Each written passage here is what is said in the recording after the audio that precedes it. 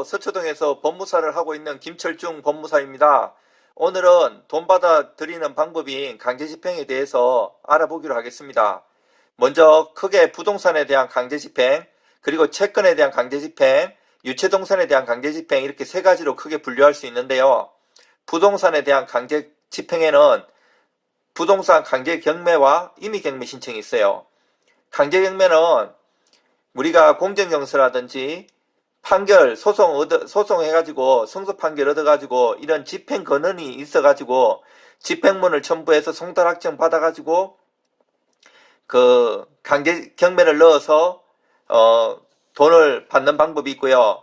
임의경매는 건저당권을 설정해갖고 건저당권에 의해서 경매를 신청하는 것을 말해요. 자, 부동산에 대한 강제집행은 먼저 부동산 경매 신청서를 제출하고 비용을 연합해요. 저 같은 경우에는 전국에 있는 부동산 다 관할 법원은 부동산 소재지의 관할 법원인데 저는 전자신청으로 다 합니다. 그리고 부동산 감정료, 경매 수수료, 송달료 이런 것을 연합을 합니다. 신청서가 접수되면 신청서와 첨부서류 등을 검토하여 경매 개시 결정을 합니다. 경매 개시 결정이 되면 법원은 경매 개시 결정 기입 등기를 촉탁하고요. 촉탁위원 등기예요. 그리고 채무자에게 경매 개시 결정 정본을 송달해요. 집행관은 경매 부동산의 현황을 조사하고 감정인은 경매 부동산을 평가합니다. 법원은 매각기일을 지정하고 이를 공고해요. 매각기일에 경매가 진행되며 최고가 입찰인이 있으면 매각기일로부터 7일 이내 매각 허가 결정이 돼요. 이때 매각 허가 결정되면 이제 불허할 때는 매각 불허가 신청이라든지 여러가지 집행이의 신청이라든지 여러가지 나중에 매각 허가가 되면 경매 취소 신청부터 해서 여러가지 방법이 있어요.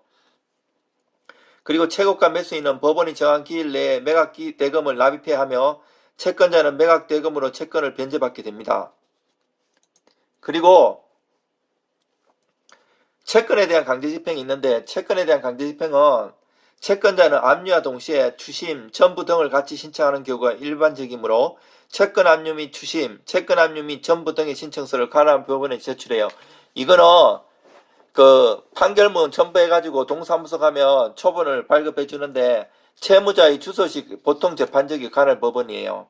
그리고 신청서가 접수되면 신청서와 첨부서류 등을 심리해요.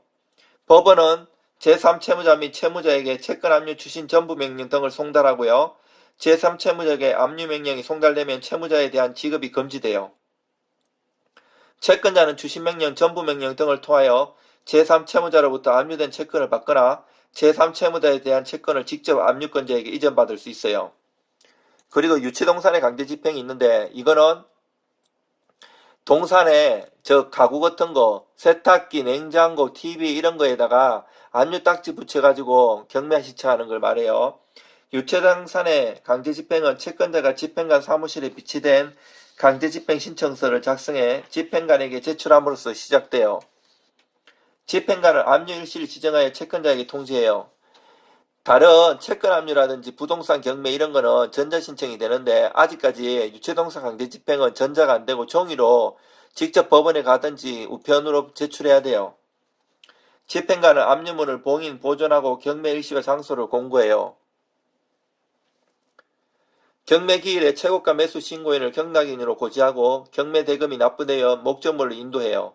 채권자는 매각 대금으로 채권을 변제받게 됩니다.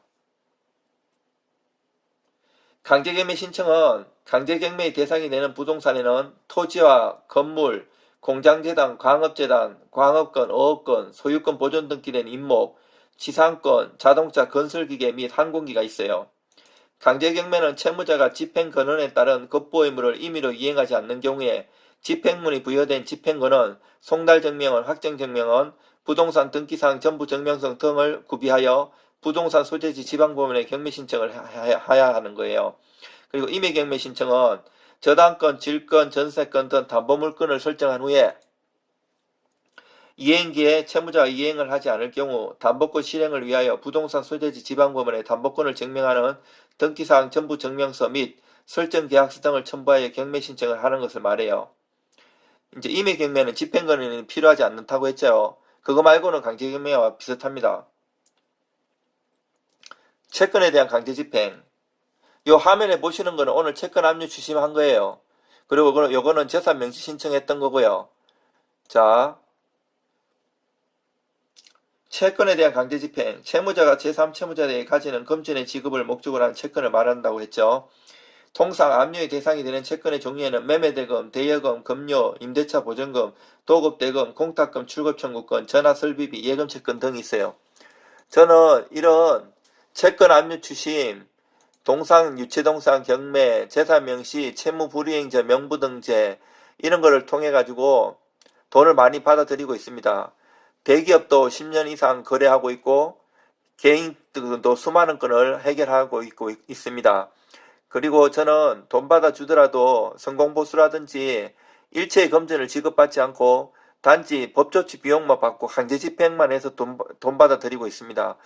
그래서 실효성 면에서 참 좋고요. 궁금하신 사항 있으면 전화 주십시오. 성신성의껏 도와드리겠습니다.